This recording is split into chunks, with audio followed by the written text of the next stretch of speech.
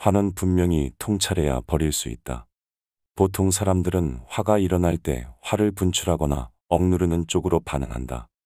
하지만 두 가지 모두 화를 극복하는 일에 바람직하지 않다.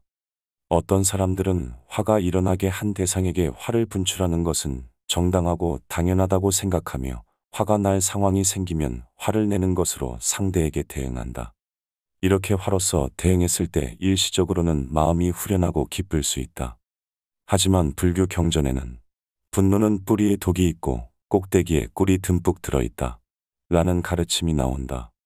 이 가르침에서 알 수 있듯이 화를 내는 것은 일시적으로 달콤하고 통쾌할지 몰라도 그 뒤에 나타나는 정신적 고통, 상황의 악화, 상대의 복수, 물질적 피해 등의 수많은 후폭풍이 뒤따른다. 이처럼 화를 분출하는 것은 이후의 상황을 훨씬 더 나쁘게 하고 정신적 괴로움도 더 커지게 함으로 올바른 대응 방식이 아니다. 어떤 사람들은 화가 일어나면 화를 억누르고 참는 식으로 대응한다. 이렇게 대응하면 화가 버려지는 것이 아니라 오히려 계속 이어지고 쌓이게 된다. 결국 적당한 조건을 만나면 화가 폭발하기도 하고 화로 인한 병이 생기기도 한다. 실제 많은 사람들이 화를 내지 않고 잘 참다가 어느 순간 화가 폭발하는 경우를 경험한다. 이러한 일이 발생하는 이유는 그동안 화가 버려진 것이 아니라 억눌려 쌓여 있다가 자신이 참기 어려운 민감한 상황을 접했을 때 갑자기 분출되어 나타나는 것이다. 더구나 화를 오래 참다 보면 화가 누적되어 공포증, 우울증, 공황장애 등의 병적인 증세로 발전할 수도 있다. 이처럼 화는 참고 억누른다고 버려지는 것도 아니고 화를 분출한다고 버려지는 것도 아니다. 그렇다면 화는 어떻게 버릴 수 있을까? 화는 화에 관하여 분명히 통찰할 때만 버려진다. 다시 말해서 화가 삶의 어떤 형태로 나타나는지, 화의 특성은 무엇인지, 화의 원인은 무엇인지, 화가 버려지면 어떤 마음이 되는지, 화가 얼마나 위험하고 해로운지, 화가 없는 마음이 얼마나 유익한지, 화를 버리는 방법은 무엇인지 등에 관하여 명확히 통찰해야 한다. 이와 같은 통찰이 생기면 화의 해로움과 화가 없는 마음의 이익을 꿰뚫어 알게 되고 화를 어떻게 버리고 어떻게 예방하는지도 명확히 꿰뚫어 알게 되어 화를 버릴 수 있게 된다. 예를 들어 한 남자 수행자는 자신의 동료에게 질투가 멈추지 않았다. 그의 동료는 능력이나 외모가 자신보다 뛰어나서 그를 보면 자신이 초라해 보이고 열등감이 느껴졌기 때문이다. 이런 질투심은 그의 마음을 매우 고통스럽게 했으므로 그것을 버리기 위해 때로는 자신의 화를 억누르기도 하고 때로는 동료에게 화를 내보기도 했지만 질투심은 좀처럼 가라앉지 않았다. 그러던 중 그는 세상의 모든 것들은 조건을 의지해서 생겨난다라는 붓다의 가르침을 기억했다. 사람마다 타고난 재능, 건강 상태, 가정 환경, 성격, 마음 상태 등 조건들이 전혀 다른데 세속적인 몇 가지 기준만으로 자신과 동료를 비교하면서 열등감을 느끼는 것은 어리석은 일임을 알게 되었다. 그저 자신의 조건에 맞게 자기 삶을 살면 되는 것이었다. 이렇게 조건을 분명히 통찰하게 되자 나와 남을 비교하는 마음을 멈추고 동료에 대한 질투심을 버릴 수 있게 되었다. 이처럼 화는 그 위험성과 해로움, 화의 원인 등에 관하여 분명히 통찰해야만 버릴 수 있다. 탐욕을 조건으로 화가 일어난다. 불교에서는 세상의 모든 현상이 일어나는 데는 원인이 있다고 말한다. 화가 일어나는데도 분명히 원인이 있다. 그러므로 화를 버리기 위해선 화를 분명히 통찰하여 화라는 현상 그 자체뿐 아니라 화의 원인, 조건을 조사해 분명히 알아야 한다. 그렇다면 화는 왜 일어나는 것일까? 화는 탐욕의 반작용으로 일어난다. 탐욕은 원하는 대상을 얻고자 집착하는 마음이므로 탐욕이 충족되지 못하면 불만족이 일어나고 화가 일어나는 것이다. 더구나 설사 탐욕이 충족되더라도 자신이 얻은 것에 대한 집착이 있으므로 그것이 사라질까 두려워하고 초조해하며 괴로워하는 화가 일어날 수 있다. 그래서 붓다께서 탐욕 때문에 화가 일어난다 라고 설하신 것이다. 애생경이라는 불교 경전에 다음과 같은 일화가 소개되어 있다. 한 아버지가 외아들을 잃고 마음의 고통을 참지 못해 괴로워하다가 붓다를 찾아뵙고 이러한 사정을 이야기했다.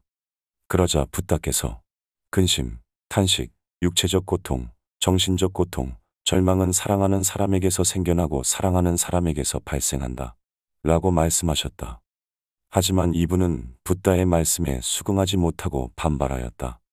사랑하는 사람이 있다면 기쁨과 즐거움이 일어나지 왜 괴로움이 생긴다는 말입니까?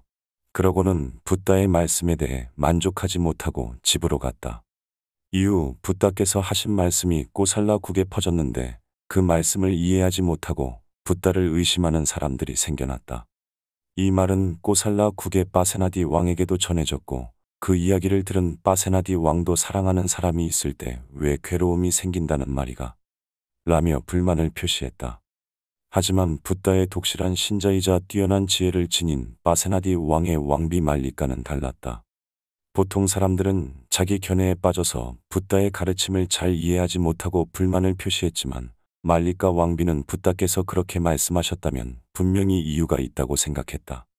그래서 신하를 시켜 말씀에 진정한 의마가 무엇이고 의도하신 바가 무엇인지 붓다께 여쭈어 보고 오라고 지시한다. 그 신하가 어떻게 사랑하는 사람이 있는데 괴로울 수 있습니까?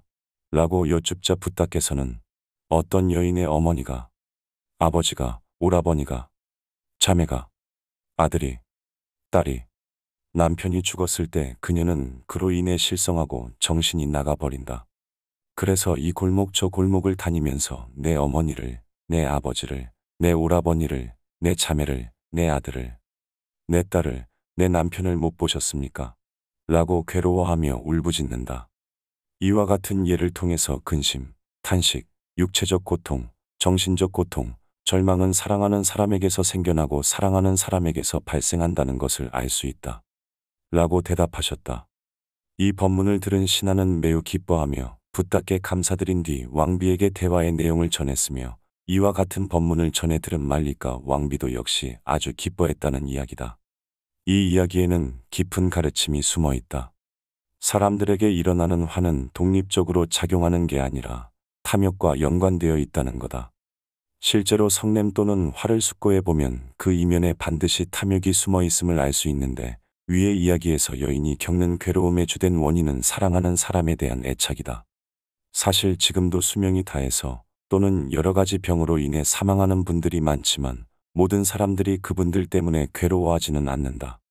하지만 자기 가족과 친척, 친구, 연인 등 자기가 탐착하는 누군가에게 그러한 일이 일어난다면 아주 큰 고통이 생긴다. 이처럼 화는 탐욕을 조건으로 일어난다. 보통 사람들은 화가 날 때 자신이 집착하는 탐욕을 충족시켜 괴로움에서 벗어나고자 한다. 예를 들어 사람들은 괴로울 때 맛있는 음식을 먹거나 잠을 자거나 술을 마시거나 데이트를 하는 등 감각적 욕망을 누림으로써 괴로움에서 벗어나려 한다. 이와 같은 방법도 일시적으로는 사람들을 행복하게 한다. 하지만 이 행복은 탐욕을 기반으로 일어난 것이므로 또 다른 정신적 고통의 원인이 된다. 탐욕의 속성 자체가 하나를 얻으면 둘을 얻고 싶고 둘을 얻으면 셋을 얻고 싶은 것처럼 만족할 줄 모르기 때문이다.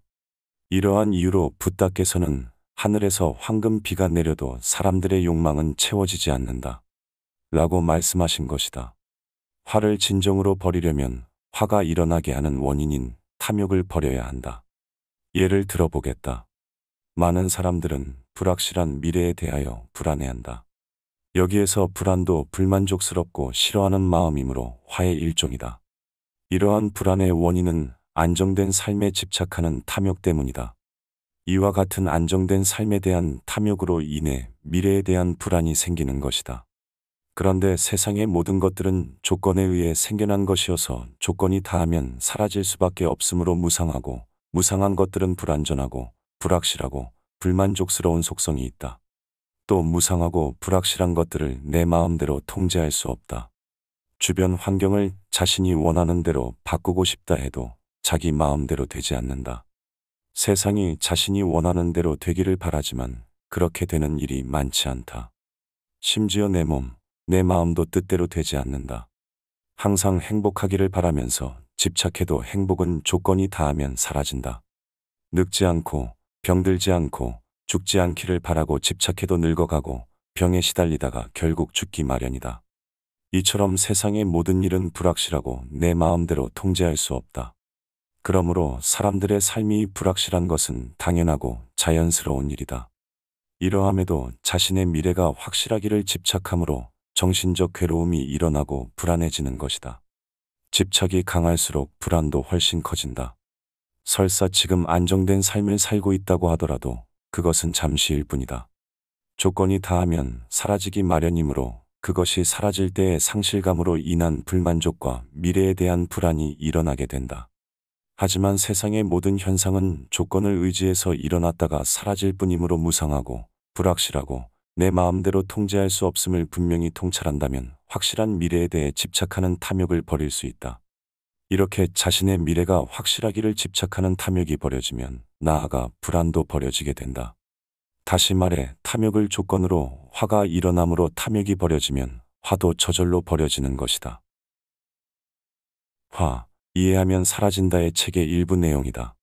화에 대한 이해와 관념, 그리고 깊은 통찰을 통해 화를 다스리는 방법에 대한 이야기를 다루고 있다. 필자는 자신을 원망하지 않고 화에 흔들리지 않는 단단한 마음 비결을 화의 대상 자체엔 괴로움이나 행복의 속성이 내재해 있지 않고 그 대상을 아는 마음에 따라 괴로움이 일어나기도 하고 행복이 일어나기도 하는 것이라고 한다. 그래서 대상보다는 마음이 더 중요하며 괴로움과 행복은 늘 마음이 만든다고 말하는 것이다.